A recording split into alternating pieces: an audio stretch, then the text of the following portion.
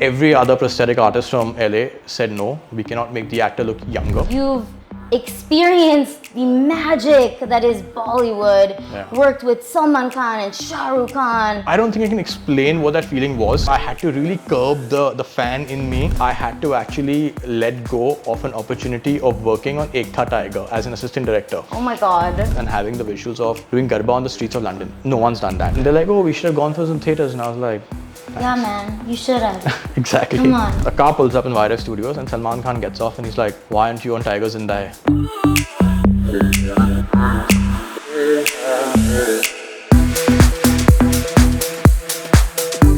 What's up, Bollystars? My name is Shiksha Maitani, aka Bollygirl. Welcome to BakBakWBollygirl. Today's guest is none other than Abhiraj Minawala. That's right, I'm talking about the Bollywood director behind Loveyatri, the movie that has Chogada, Dholida, and Akh Lad Jave. All these songs that we just love. Please join me in welcoming Abhiraj Minawala. Thank you so much for joining us here today. Thank you for having me here. Yes, it's a pleasure. I'm really excited to talk to you about your movie and so many things, which I love your movie, by the way. Thank you. It's absolutely amazing. But let's begin by talking about the fact that you've worked on so many films like Sultan, Fan, Jab Tak Hai Jaan. You know, you've experienced the magic that is Bollywood, worked with Salman Khan and Shah Rukh. What is it like to be on sets like that? Can you tell us a little bit? So for me, well, I've never gone to film school. Okay. And when I graduated from college, and there was this entire discussion I had with a lot of people, and I looked for advice where, you know, should I go to film school, not go? And one great advice I got was, why don't you start working on a set? So for me, this experience was very surreal because I'm a big movie buff. I grew up watching movies. I grew up being entertained by all these stars. And now you're getting onto the sets with these actors and you're working with them. I don't think I can explain what that feeling was. Also, at the same time, I had to really curb the fan in me. Yeah. Because I was actually working as an assistant director on different projects. Right. And with every film, there was growing responsibility. So I had to curb that even more further. So yeah, it was quite an experience. When you were growing up, was there a moment that you knew this was the path for you to be a filmmaker or a director? I was always creatively inclined. I did not know what I wanted to do. I wasn't sure whether I wanted to be a writer. There was a phase when I thought, you know, I want to be an ad film director maybe. But I clearly did not know what does it mean, like what do I have to do, right? So it was only when I was actually doing a diploma in advertising and marketing in college, when I got a chance to go and intern on a film set. This was for Nagesh Shukanur, this movie called Ashai with John Abraham. I was, I think, 18 at that point of time. So I was working and I was a production trainee and I was doing like all sorts of things, from buying like oranges for the actors for their juices to going and getting bulbs because the electrician, the lightman wanted it, to giving laundry for certain actors. Yeah. I was doing all the odd jobs. You were the PA essentially. It was a PA. Yeah.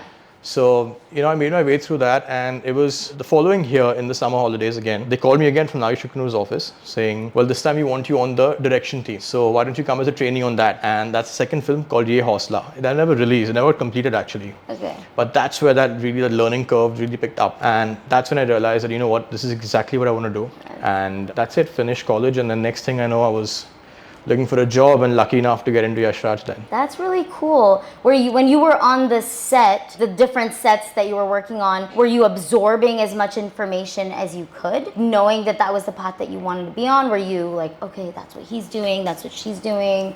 Is that kind of... But yes, that's exactly what I wanted to do. Yeah. But you know, my first year, I would say, just went into figuring out where not to stand, whose way not to come in, figuring out you're not in the eye line, when to keep your mouth shut, and whether not to give some advice on what's the director or share your opinion. Yeah. I was just figuring these things out, figuring the hierarchy out, figuring all of that. Because of course for me, I came in, I thought, oh, okay, fine, I'm working with this actor, he's a stud, he's a great guy, I'm just gonna go up to him, what's up, buddy? Yeah. But then I understood he's in a process. He's doing this day in and day out, or she, where they have to get into the character, they're memorizing the lines, they're figuring out how can we do this differently in three different ways. So they have their own process. So the first entire year went into just like, okay, I don't stand here, I stand there. Yeah. No, it's so funny that you say that because like I've worked on like TV shows in the US and same idea the first few times. It's the red light's on. Oh gosh, you can't walk in because they're filming, or now you're walking and you're in the middle of the floor and they're filming, so the buzzer goes on and Now you can't move because you can't make any noises, right? Because they're filming, so Exactly. then you're stuck essentially until they're done shooting. Who would you say was your biggest fanboy? Because you mentioned having that moment, right? Like, oh my gosh, now I get to be on these sets. Who would that be for you? So the two of them. Okay, so I always wanted to just learn and work with Mr. Yash Chopra. Okay. And second was, of course, Salman Khan. Right, yeah. And you know, to be honest, I had to actually let go of an opportunity of working on Akh Lad Jave as an assistant director. Oh my God. Because I knew somehow that, you know, they were going to be starting Jab Tak Hai Jaan. Well, it wasn't titled back then. Okay. And they're putting a team together. Yeah. And if I did Akh Lad Jave, I could not be a part of that film. So I took a gamble that, you know, I will sort of let go this one. And I want to get into Jab Tak Hai Jaan because that's going to be Mr. Yash Chopra's last film as a director. That's what was announced at back then. So then I went on that and I was like, oh damn, I couldn't work with Salman, but fine, you know, I'll figure it out. We'll do it later at some point of time. Yeah, yeah. And Shah Rukh, I always admired him as an actor, but on that film, I was like, wow, I'm a fan. Really? Of course, the actor, he's a great actor. Right. But for being such a humble human being, you know, he's always sort of promoting the fact that you must be learning every day. You need to learn every day. Today you get to learn how is this cameraman holding the camera. Oh, it's a little different from the last guy. Why? There's something different there. He's kept the light. So he's telling them? He himself is learning. Oh. So imagine if a guy like him is also learning and intrigued by, oh, you're doing this differently. What are you doing?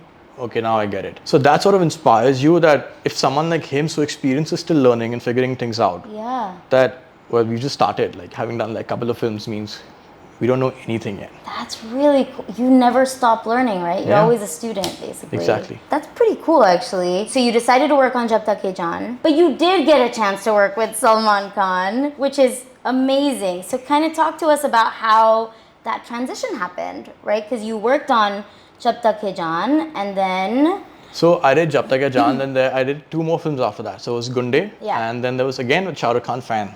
Yeah, I know. So you're a fan of Shah Rukh Khan working on Fan, basically. And Fan was a big challenge because we were obviously trying to crack something which was never done before in Hindi films, where it was, you know, with prosthetics coming into play, with so much VFX, de-aging the actor. Yeah, the effects were really cool. Yeah, and they had managed to do that in Benjamin Button. Yeah. But that, if you remember, was I think only for not more than 7 to 8 minutes. Right. And we were doing that for the entire film. Yeah.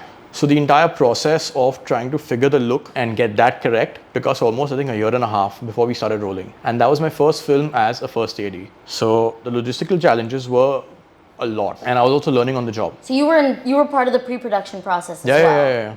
Oh, wow. I mean, we must have done like at least like 10 to 12 test shoots. You know, we got Greg Canham to do the makeup. He had come down from LA. He came down like 4 to 5 times. There was a stage where, you know, they're like, okay, if you're not getting the look right, we probably aren't doing the film right now. And every other prosthetic artist from LA said, no, we cannot make the actor look younger. We can make them look older. If you want a younger actor, cast a younger actor. And then Greg took it upon as a challenge and said, you know what, I'm going to come and do this. So it was a mighty effort where it was a trial and error for everyone associated with the film.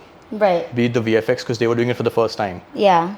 It used de-aging an actor and reducing him in size. Yes, it had been done in Captain America before, but again, for a very small section. Right. We're doing it for the entire film now. So I think working on Fan was like working on 3 films for me, because I gave it a lot of time and I learned that much more. Right. So when I actually got the challenge of and the opportunity to work on Sultan, you know, I was prepared for it. Okay. Because when you're up against the man, when you're working with him, you got to be like completely ready and all set out there.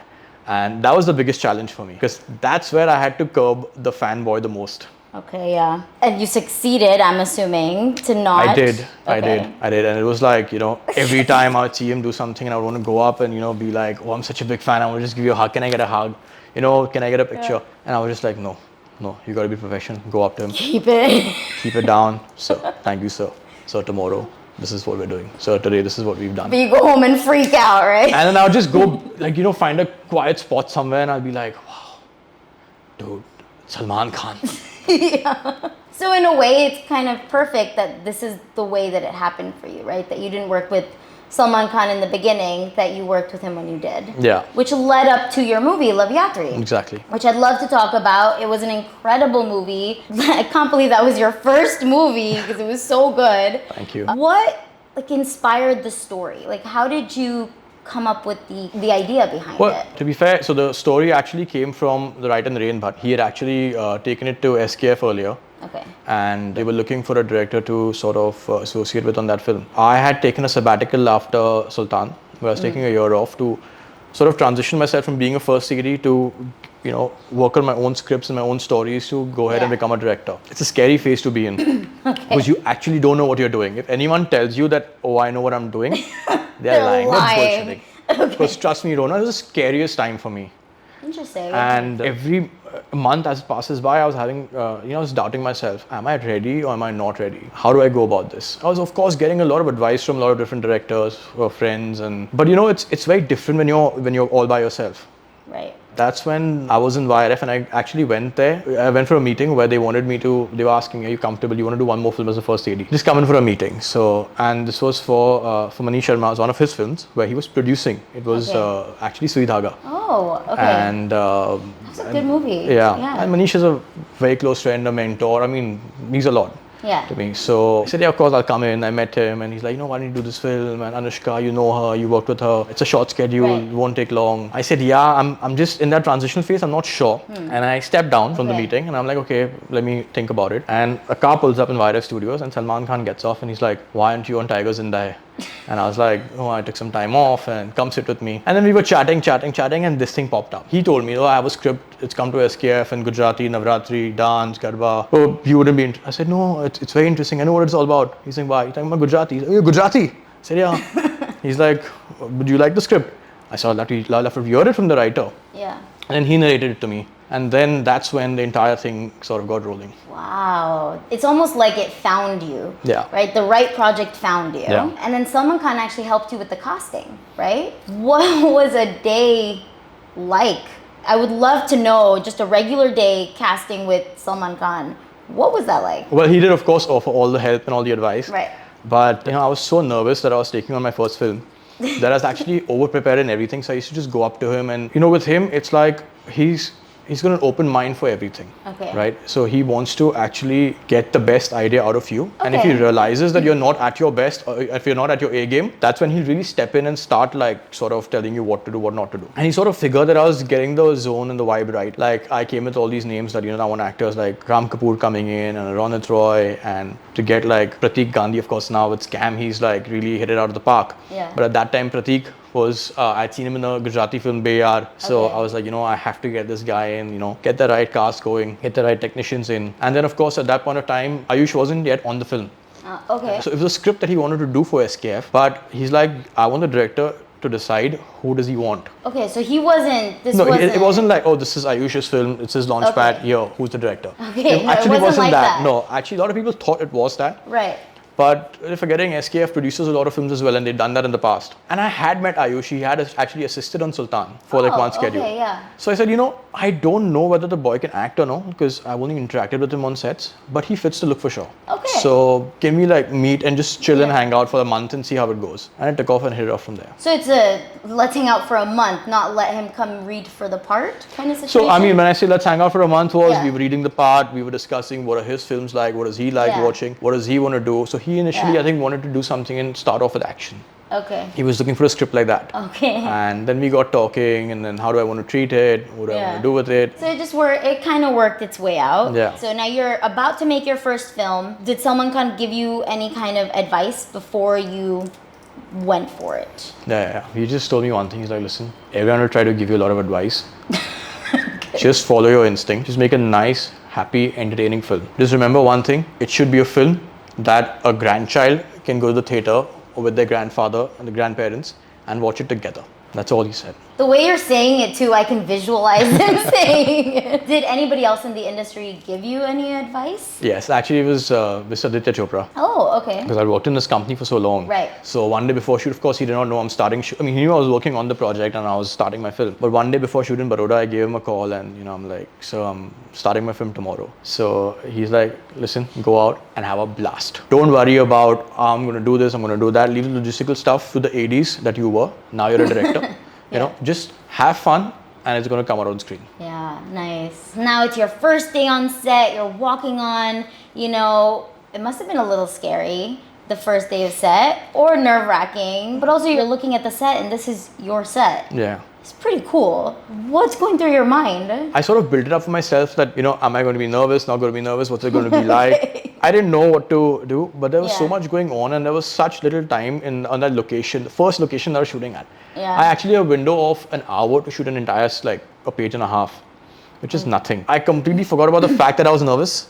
And I had to just be really, really well planned because my first CD came to me and he's like, okay, this is the only day we're getting this location and you have to shoot in 1 hour and we're going to be blocking live traffic, but yeah, do it, figure it out.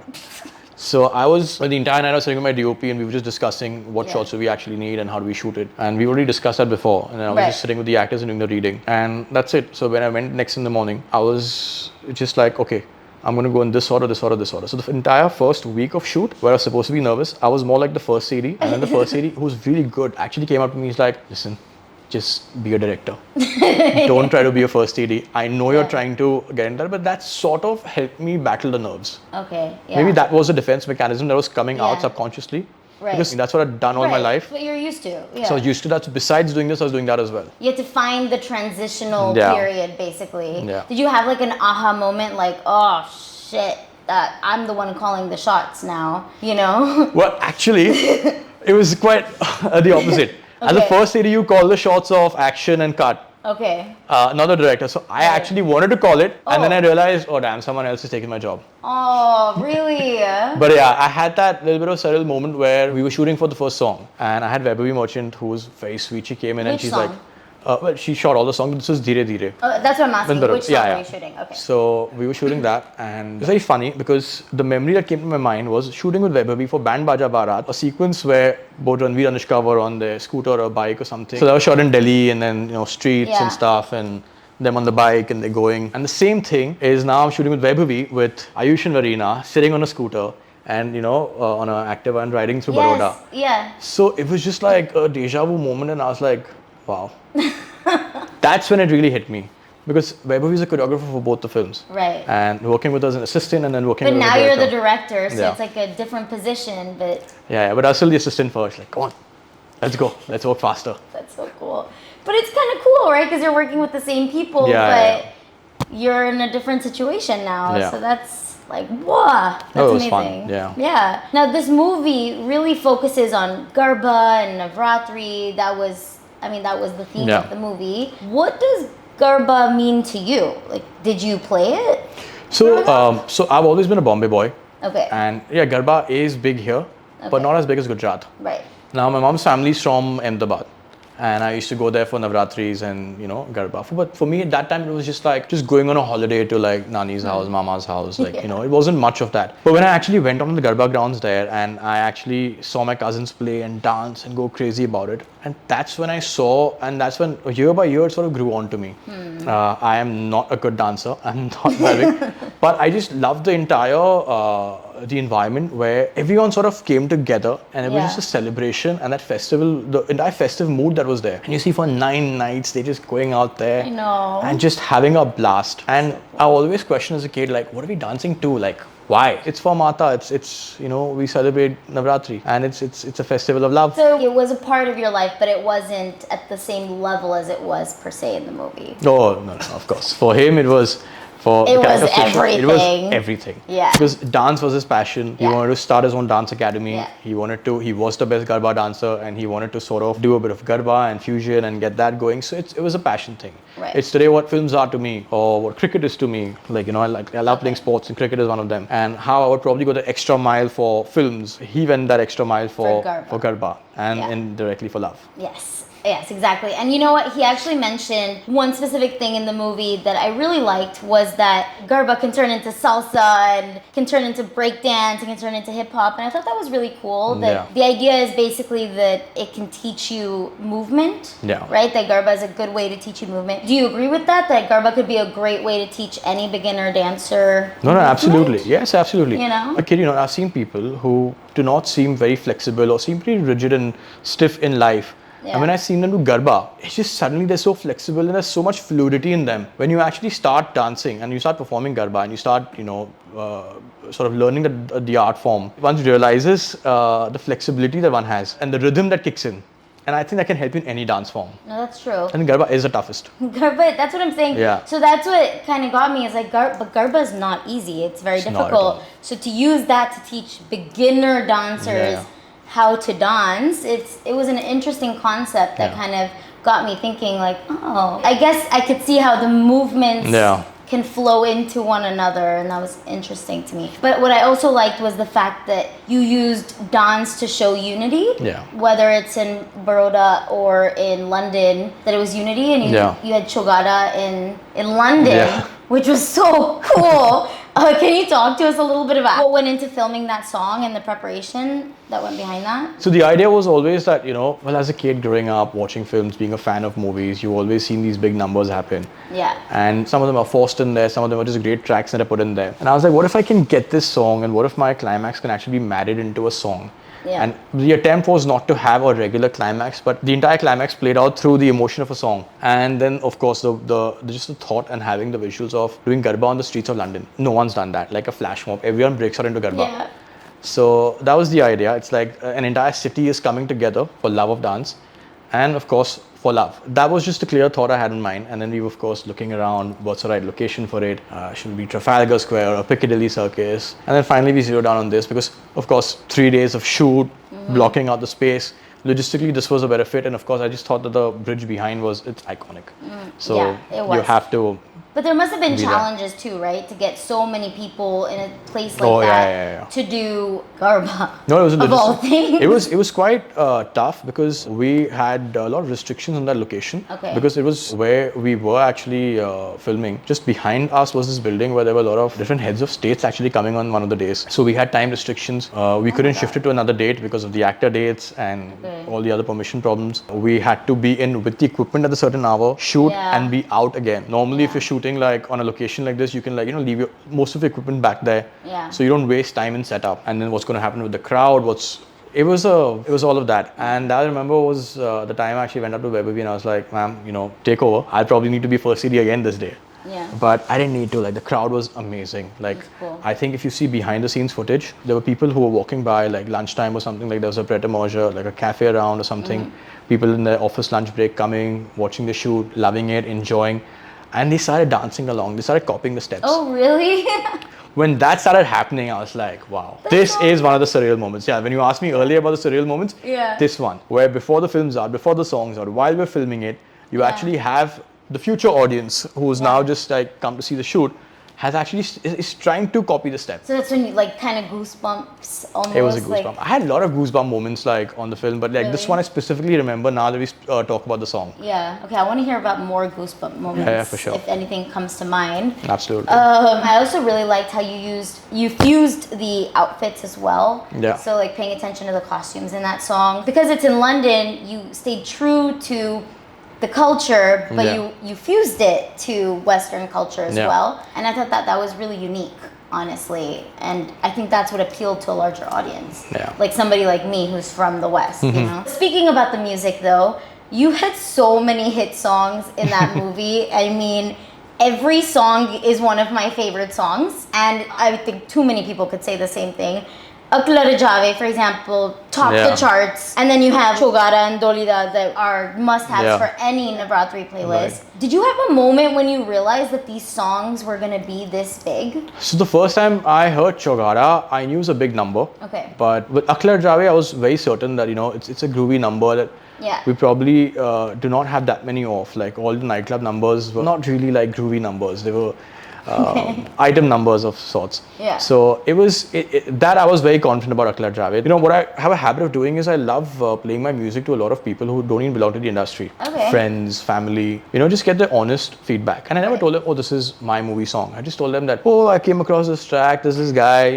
Just hear this. What do you think? And I got the feedback, and of course it was unanimous that Akh Lad Jave was obviously everyone's favorite at that point of time. And Chogada really grew onto people over time. What really hit it off for Chogada, I think, was the way Darshan Rawal sang it. I think he nailed it. Yeah, he did. And with Chetas also, like I remember me and Chetas and Azim Dayani, who's a music supervisor for Loveratri.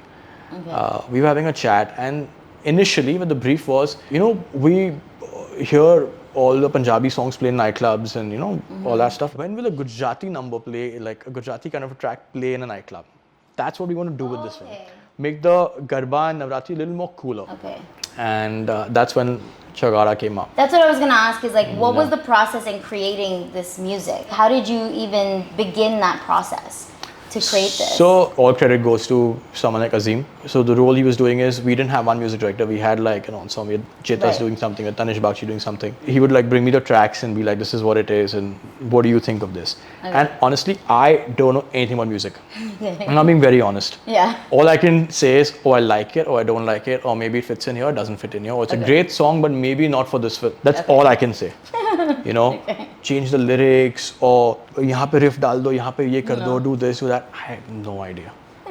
So I leave it up to the professionals. It's their job. They know what they're doing. What I do know is, yes, I want to get honest people coming in, working on a film, good, talented, young talent coming in together, and try and get the best out of them, because that's what they do the best. And they gave me the best tracks. That's amazing. I think the best album I could ask for. It really was. Yeah. You got a really great album in that movie. So they decide who sings for each track? I said, guys, go ahead, just do whatever you want. They decide. Yeah, I have no idea. I mean, you know, I actually heard Chogada in Darshan's voice, which Azim first said, this is a scratch. Okay. I said, why? He's superb. He's saying, no, I want to get him only, but I just want to tell you first it's a scratch. Yeah. But he's the guy. I said, yeah, please go ahead. That's and I was really surprised when he made me a Dholida with Udit G's voice. Really? You were surprised? I didn't know. He had never told me that he's doing all this. He just, see, it's a very simple process. It's like, this is the music. Now give me amazing music.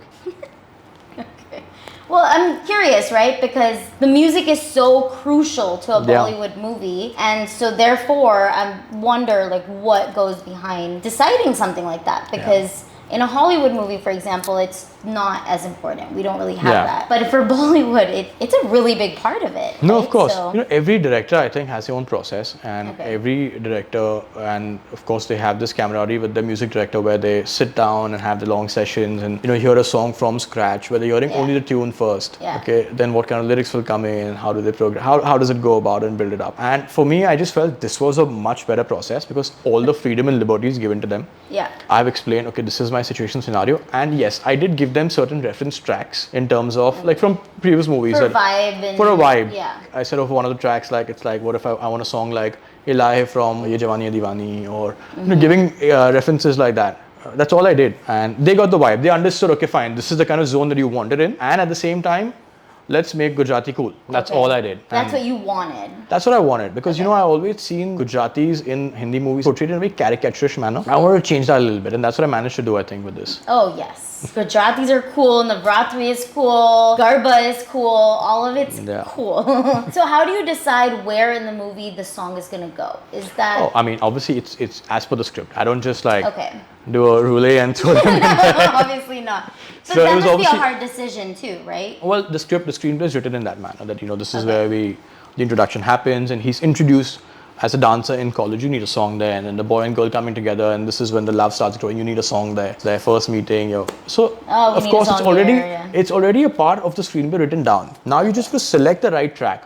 Hence, a brief for Dholida would have been the boy and girl meeting and dancing for the first time in Navratri. And the track comes in there. A Chogada about this boy wanting to show the power of a Garba boy.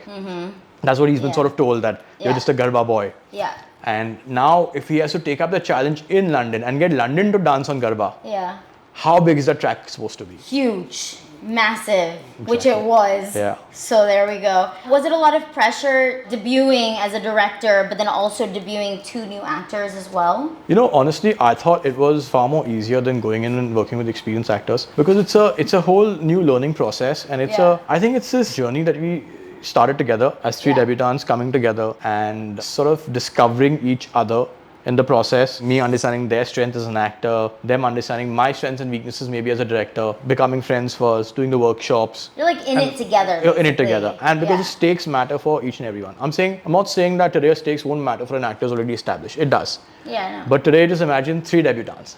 This is your first shot. So then when the movie actually released, was there a lot of pressure? Did you feel stressed, happy? Like, all the weight's off my shoulder. What were you thinking? You know, that feeling was, I wanted to hold on to it for a little longer, but I wanted it to be out there. Now it's out there. Now what do I do? Because what I've been trying to do is out there. Yeah. Now it's not in my hands. Now the audience has to watch and appreciate it. Yeah, you know, initially the reports that came in and stuff, the movie was get off to a good start. People were enjoying it.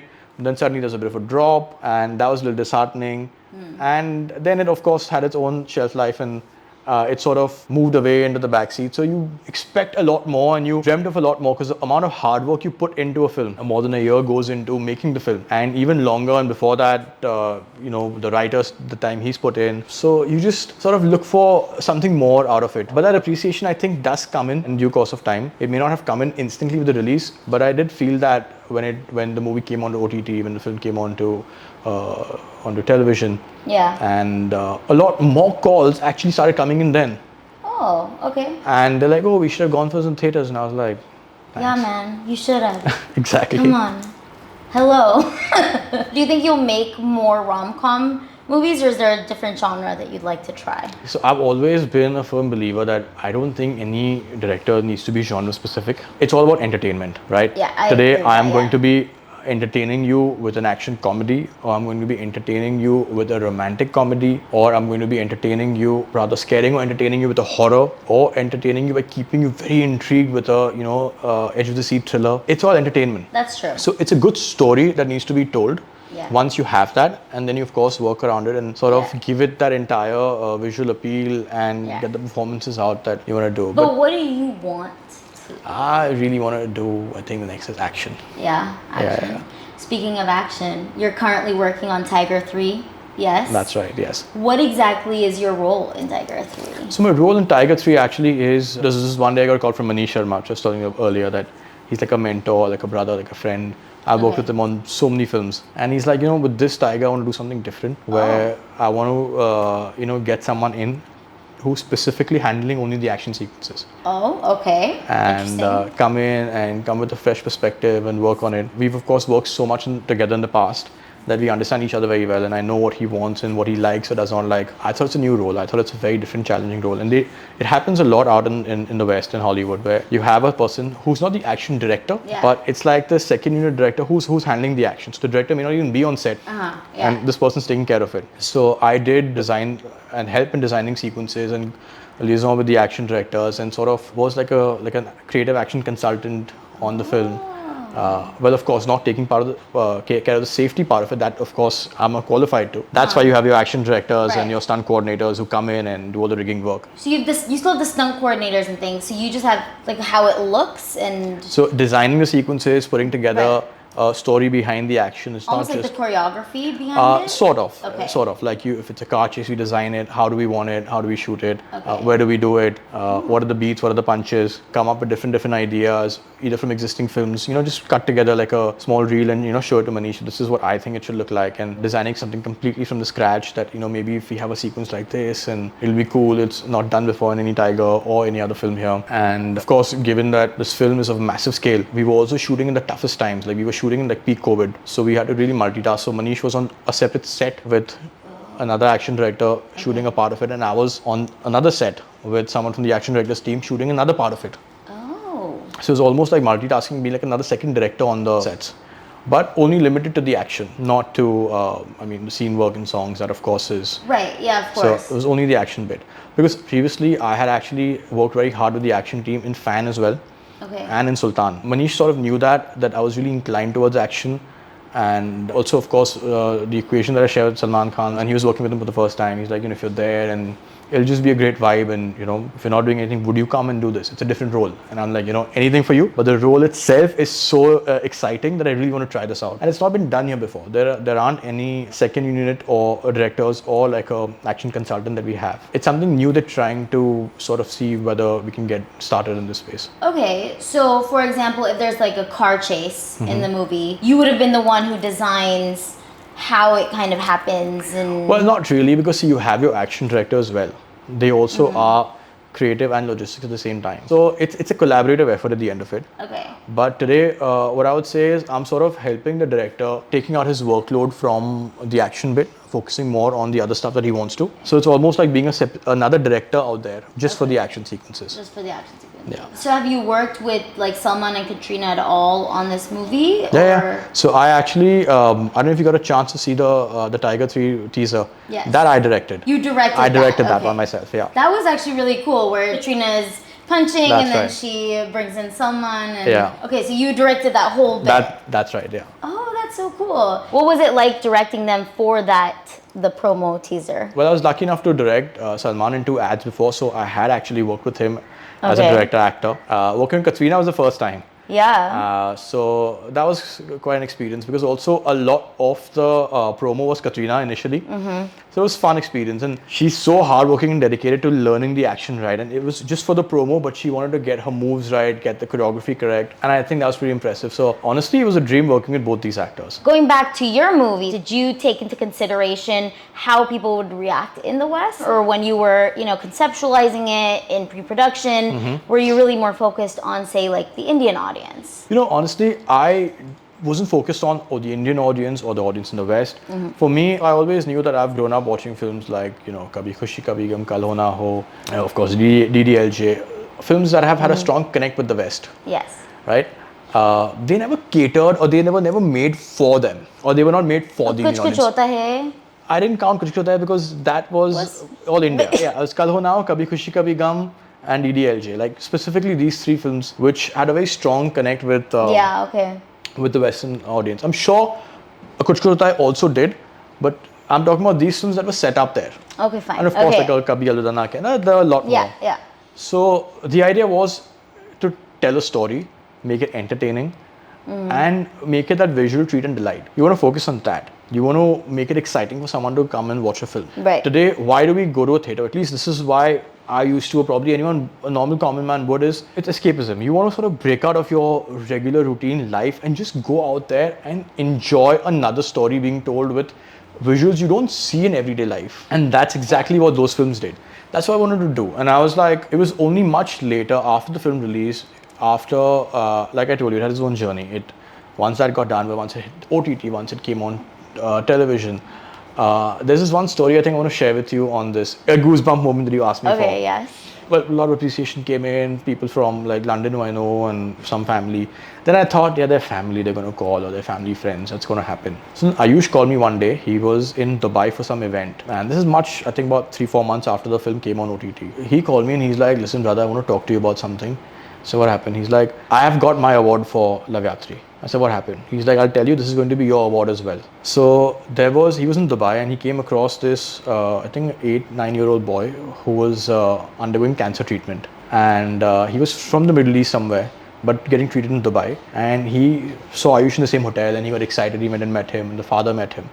And he told him that he's here for chemotherapy. And every time the chemo cycle would start, he would play Loveyatri. Because that sort of took him through the entire session. And when he told me that, I was like, wow. And now, like what I was telling you earlier, the appreciation that I did not get in the theaters. When I heard this story, that I managed to touch one life and help that one person in some manner or the other, that just makes the entire journey worth it. Just gave me goosebumps. Wow, that's amazing. That makes it all worth it, right? Yeah. I mean, you're trying, what you've created, all your hard work you've put in is somehow helping easing someone's pain out and entertaining them. What gets bigger than that? What more do you want? That's amazing. Did you consider though that when you were making this movie, this would be showing the rest of the world what Garba and Navratri actually looks like? Yeah. So, I have worked a lot in London before with Jab Tak Hai Jaan and Fan. And I've interacted with a lot of Indians who are settled there, the NRI audience, who, it's very strange, but they have a very strong connect back home, but they don't get to actually enjoy the same festivities the way it's celebrated back in India. They want to be connected with their roots. I've seen that, and then someone told me about it. It's like it's an Indian family that sort of moved to the West in, let's say, in the 50s or 60s. Now, they moved with a certain set of traditions and customs and traditions which they were familiar with. And they kept that alive back there. Now here in India, that's changing and it's modernizing. They as people are modernizing and changing, but their traditions and customs are not. Like here it's like, okay, we do certain thing a certain way, but okay, fine, Pandit Ji's like, he's also modernized, you can do it this way. But the way they connect it to their country is by keeping it. So if you see, they're a little more traditional, yet modern at the same time. So to showcase how Garba actually happens today and how big it is, that's something I really wanted to showcase and put it out there that this is how it actually is done now. That's true, actually. You're right. They hold on to what they know That's what they're taught by their grandparents or Right. their parents, and that's what they know how things are done. Yeah. Like I'll give a very simple example. Like in Gujarati, like today you ask anyone and you're saying like for what are you doing to su kare chhe. Back in the day, it used to be spoken like shu kare chhe. So I know a lot of people who still speak like that when they speak in Gujarati. When they speak in English, it's like your American accent or a heavy Brit accent. Huh.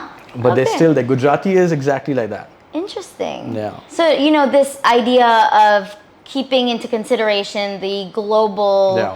audience, the Western audience, do you think that now because OTT streaming platforms are so big, Mm-hmm. especially after the pandemic, do you think that now Indian creators, filmmakers, directors have to start thinking along those lines a little bit more? No, absolutely, Right? absolutely. Like I said, there are pros and cons to everything. Of course, Right. the theater, that experience it cannot be substituted. Yeah. But with OTT coming in, what you're getting in return is a much bigger audience to reach out to. And now you have to consider, families that are out there in the US, in Canada, in UK, in Australia, I mean, all over the globe. Indians are, I think, settled everywhere. I think it's about time you sort of reach out to them and make films which are more sort of universal, even though you want to keep the soul very Indian, but with a modern approach to it. Like I said, their traditions, they're still holding on to it, but the approach is very modern. Yeah. So that's how you need to sort of tackle that and make it a very global appealing film. Right. Or any story for that matter, be it a show or whatever. Yeah, you have to maybe when you're conceptualizing it pre-production, Yeah. you have to at least think about it Yeah. a little bit now because of the way that the world is changing. And honestly, look at it now. Marvel themselves, they have gone ahead and they've got they're introducing Indian characters in their films. With Miss Marvel, Miss Marvel, I know. and then you go. There's a reason behind why you had Dhanush in Grey Man, because the Russo brothers are like, India's a big market, Yeah. and they know that it is something they have to tap on, and they're getting the big stars to come there and collaborate, and of course the good thing is they're doing it in a very organic manner. Similarly, that's exactly, we got to take a leaf out of that book as well and see how we can do that very organically, not just because I want the NRI audience to get excited with this movie. Yeah. Everyone needs to enjoy it, and everyone has to have something that they take away from a film. Yes. Do you mind if we play a little rapid fire? No, please.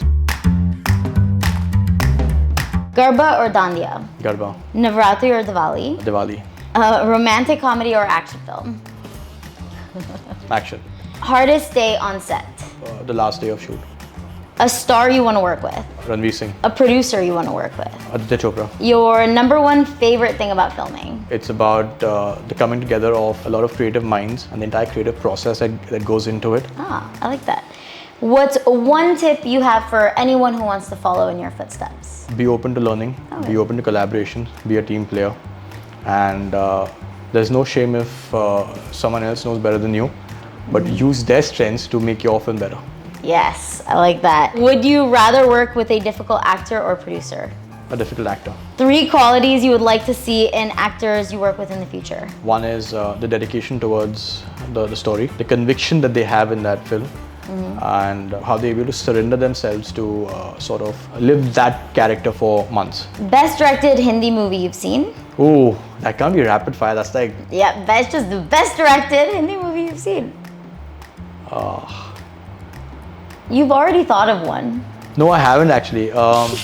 Okay, I think This is not this fast. is too tough. It can't be rapid fire. This is like a conversation.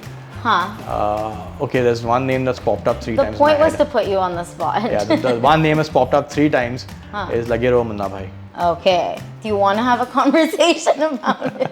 If you like to. What is it about it that you liked so much? I just think with Sir Rajkumar Hirani, he says a simple story with so many different characters, so many different emotions, and it's a serious subject, but he makes it so light-hearted and presents it in such a nice way that the audience is just, wanting to just feed out of it little by little, little by little, little by little.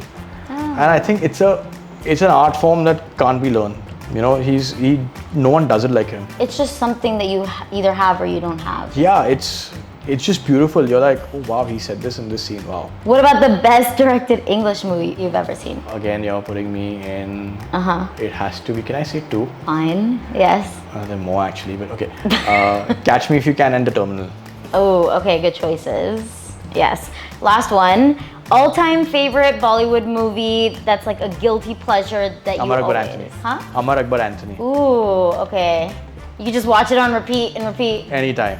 Ah, Anytime. okay. Again, going back to that same philosophy of entertaining your audience. You've got comedy there, you got action there, you got drama there. Pick an emotion, it's in there. Anger there, sadness there, separation, coming back together, reunion, happiness, joy. Yeah, that's It's a great movie. all Actually, in there. Like Manmohan Desai has nailed it all. Like I just think he was a master of what he was doing and he used to do. It's like amazing. No, that's a good choice.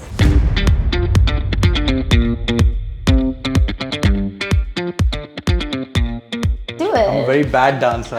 So that's the best part. Let's just do it. Okay. There's this, or there's like this, or there's like this. Basically, it's like. Oh, right, yes. Okay, And what did you do? You just did that. This. Right? See, you can dance. What are you saying?